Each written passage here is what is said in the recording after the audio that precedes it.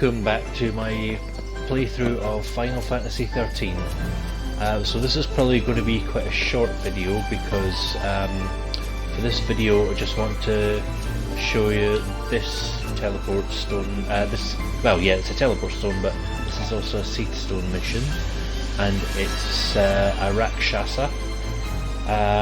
It's a Class C difficulty, but once you defeat this one, you will get another teleport stone. In between this video and the last video, I just did a little bit of grinding around the Yashas Massif, and you'll probably notice I've changed the party a little bit because I just feel like a bit of a change, a bit of experimenting, and I thought to put Snow as the leader, because Snow should technically make a good leader because he's got good strength and he's got high HP, and because your team's how about this? Because your team leader, if your team leader dies, then that's game over. It just kind of makes a bit of sense to have Snow as your leader because he has the highest HP of all the characters in the game. Be ready for the next fight.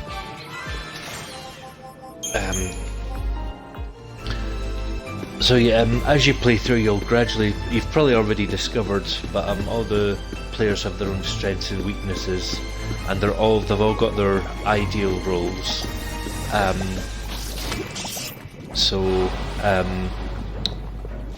Like for example, Snow, because he's got the highest HP, he makes the best sentinel in the game because he can take a lot of damage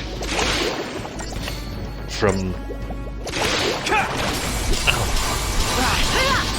So he can take a lot of damage from Easy. the fiends, and obviously someone like Hope, who's got the lowest HP, makes the worst sentinel. But that doesn't mean to say he's not good in the role, because there's going to be points where you have to have at least 3 people in your party as sentinels, so you can get the defense bonuses. Enough about sentinels. Other ideal roles. Hope here is the best medic in the game. He gets access to some of the strongest healing magic, and he's also the second best Ravager in the game because he's the only one who gets access to all the level 3 elemental spells, like the Aga spells. So he's basically the best magic user in the entire game. So that's why all his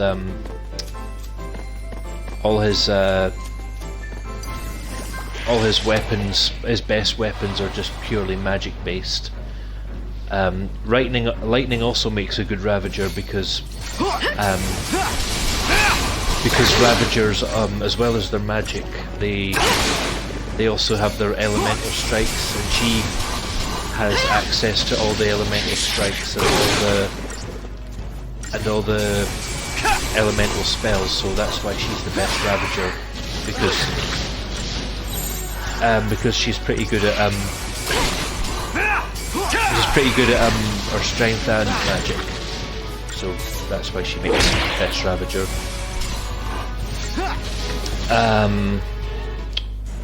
So for this, that's the ideal roles for this party.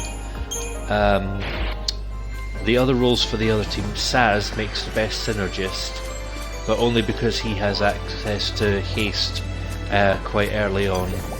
But that's kind of redundant because Hope as a synergist gets access to haste at this point as well, so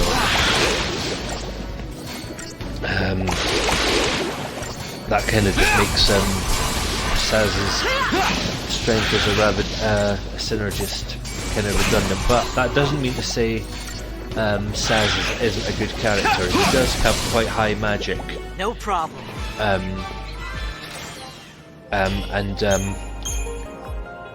his weapons tend to be the strongest, have the highest sort of strength and magic ratings. So he's a sort of good all-rounder character. Fang, she's the best commando in the game, but she's also a pretty good all-round character. She makes a good Ravager because of the access to the. She gets access to all the elemental strikes.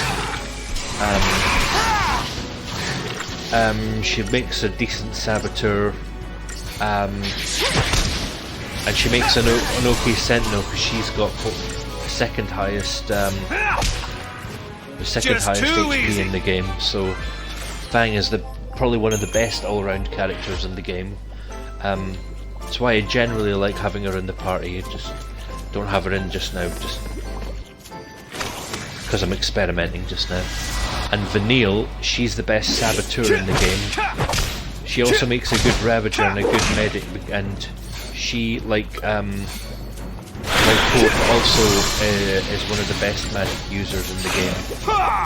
So she's another one whose weapons, for your weapon choice, you just pick magic weapons only, because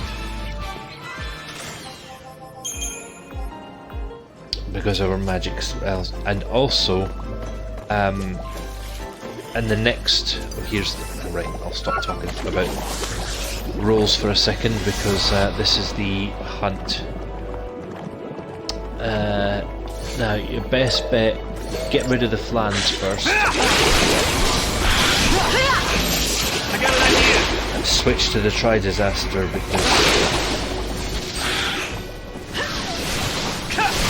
because they're weaker against magic. And then just sort of lay into them, because they stagger really quickly. And then focus your efforts on the Rakshasa.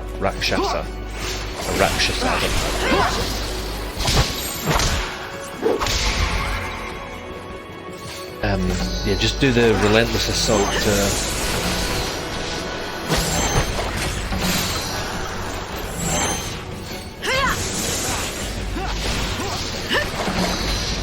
The good thing that oh fuck! Oh, that's not good.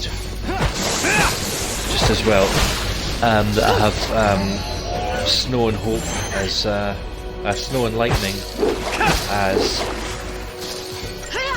Ravagers, because they've got access to all the strikes. Because he's just put shell on himself. But not to worry, now that we've got access to, now that we've staggered him, let's just lay into him with the commandos.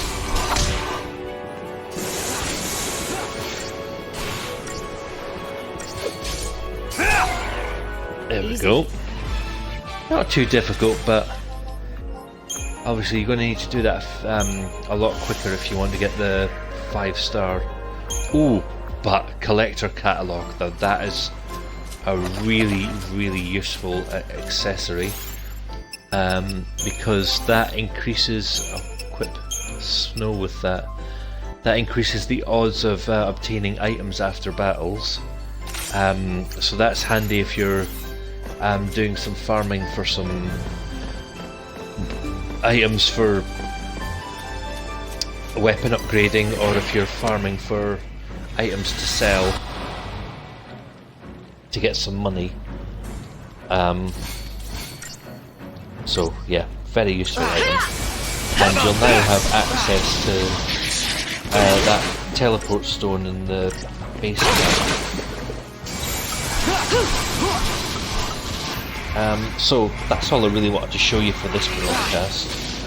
I'm gonna stop this one in a second after this fight, and then I'll start one again when I come to the next Cie'th Stone mission. This is my plan now, just to do broadcasts for either for Cie'th Stone missions or when bits of storyline are about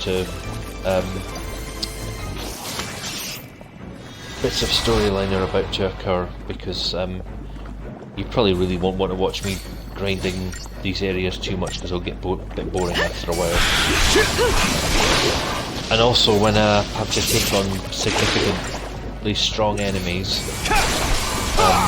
like the Adamantoises in the Arctic Steppe. Let's keep this up. First time I try and take one on, I'll broadcast that. But anyway, that's all I wanted to do for this broadcast, so thanks very much for watching. See you again soon for the next broadcast.